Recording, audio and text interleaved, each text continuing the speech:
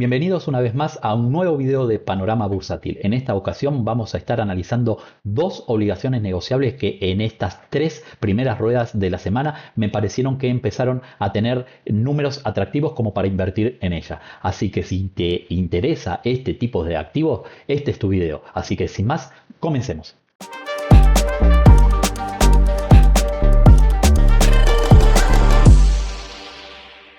Generalmente baso mis inversiones en la planillita que vemos en pantalla. No solamente tiene las obligaciones negociables en pesos, sino que también tiene las obligaciones negociables en dólares, bonos SER, soberanos, BOPREALES, letras, etcétera, etcétera, etcétera.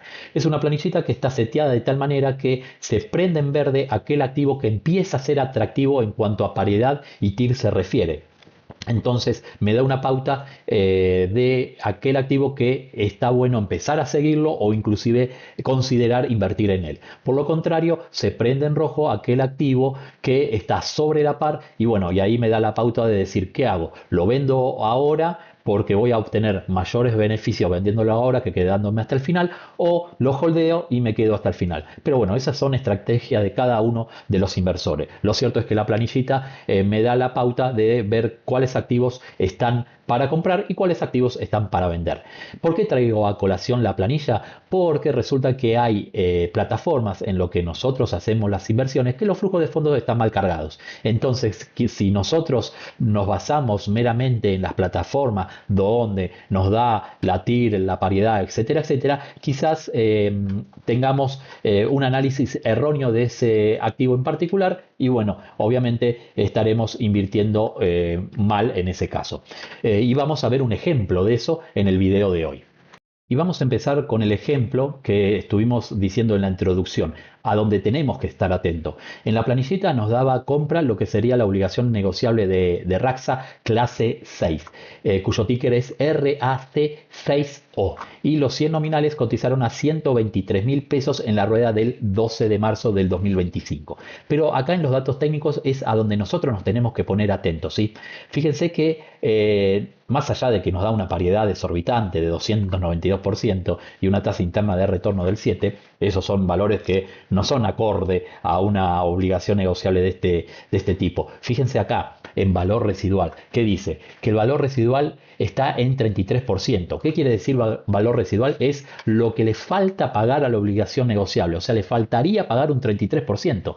Pero cuando vamos al flujo de fondo de esta obligación negociable de la plataforma de PPI, fíjense que la amortización tendría que ser de 33%, si es que el valor residual es de 33%, pero vemos que no, que aún debe el 100% de la amortización. ¿Por qué? Porque tenemos 33% acá, 33% acá y 34% acá, sumando un total de 100. O sea, este valor residual no se condice con la amortización que dice que va a tener.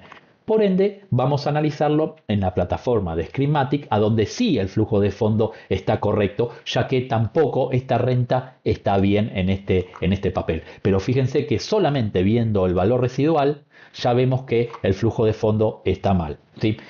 O el flujo de fondo está mal o el valor residual está mal y por ende nos va a dar diferente cualquier cosa en la paridad y cualquier cosa en la tasa interna de retorno. Así que bueno, explicado esto y para que ustedes también tengan esta dinámica de análisis, vamos a ver los números que nos da Screenmatic.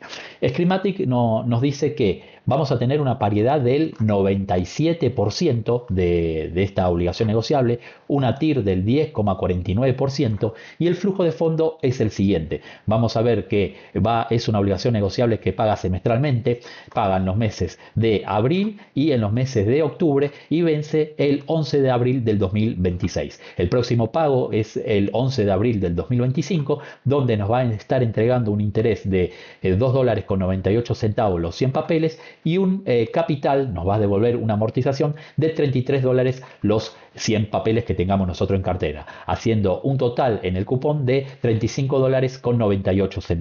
Fíjense que la diferencia que hay entre el flujo de fondo que nos decía PPI con el flujo de fondo que nos dice Screenmatic. ¿Está bien? Entonces, la planillita me dio compra de esta obligación negociable. Cuando voy a analizar el flujo de fondo acá, veo que el valor residual no se condice con el valor residual que tiene la obligación negociable. Por ende, al estar mal esto, obviamente va a estar mal la paridad y la TIR. Y obviamente uso lo que sería Screenmatic para fijarme los datos fiacentes que la planillita me estaba arrojando. ¿Está bien? Entonces, más allá de todo esto, me pareció que en estas tres ruedas de mercado, Raxa tiene una TIR muy interesante, o sea, una tasa interna de retorno de casi 10,5 y una paridad del 97,72. Esta es una de las obligaciones negociables que tenemos que tener en el radar como para poder empezar a pensar en invertir en ella. Y la segunda obligación negociable que traemos hoy como, digamos, seguimiento de esta semana es la obligación negociable de CAPEX clase 8, cuyo ticker es CAC8O y los 100 nominales terminaron cotizando el día 12 de marzo del 2025 a 118.700 pesos. Vayamos a ver un poco los datos técnicos que ahora sí en la plataforma de PPI están bien volcados y por ende podemos decir que es una obligación negociable que vence el 29 de junio del 2026, se puede comprar de a un nominal y la ley aplicable es ley argentina. Es una obligación negociable que tiene una paridad del 95,69% y la tasa interna de retorno es del 10,44%.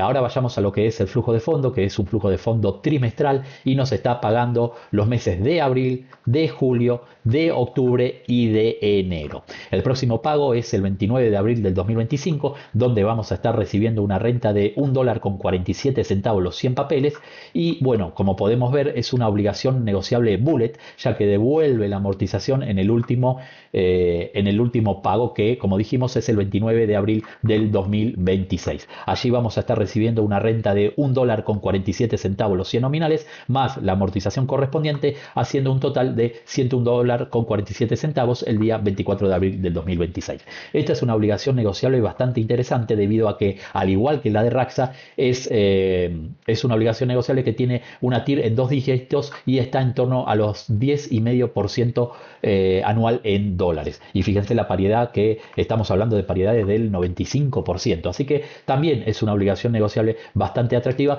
cosa que nosotros las tengamos en el radar o al menos en una lista de seguimiento para ver si invertimos o no en ella. Lo que sí tenemos que tener en cuenta es un poco el volumen que maneja esta obligación negociable en particular, debido a que hay días que sí que tienen, para los inversores minoristas, hay días que sí que tiene volumen bastante elevado, como podemos ver acá. El día 6 de enero tuvo un volumen de negociación de 255 millones de pesos. El día 2 de enero tuvo un volumen de negociación de 115 millones de pesos, pero hay días que tiene poco volumen y podemos ver que hay días que operan solamente, no sé, 1.300.000 pesos, etcétera, etcétera.